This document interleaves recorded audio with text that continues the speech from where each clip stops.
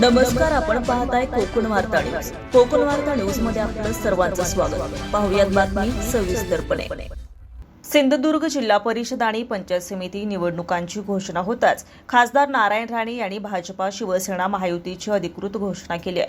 त्यानंतर अवघ्या काही तासात घेतलेल्या पत्रकार परिषदेत भाजपा, शिंदेसेना आणि राष्ट्रवादी अजित पवार गट यांचा जागा वाटपाचा फॉर्म्युला जाहीर करण्यात आला. मात्र या घोषणेनंतर जिल्ह्यातील भाजपमध्ये तीव्र नाराजीचं वातावरण निर्माण झालं असून त्याचे पडसाद थेट राजीनामा सत्रातून उमटले आहेत.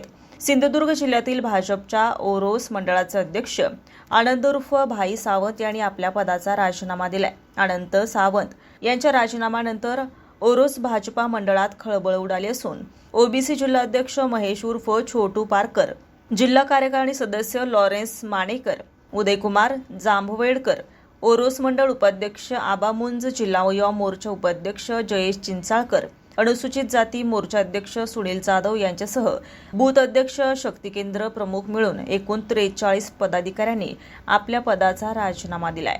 असलम शेख, कोकण वार्ता न्यूज, रत्नागिरी. ताज्या बातम्या आणि नवनवीन घडामोडी पाहण्यासाठी आजच आमच्या कोकण वार्ता न्यूज चॅनलला लाईक करा, सबस्क्राईब करा आणि बेल आयकॉन प्रेस करा आणि पाहत रहा कोकण वार्ता न्यूज.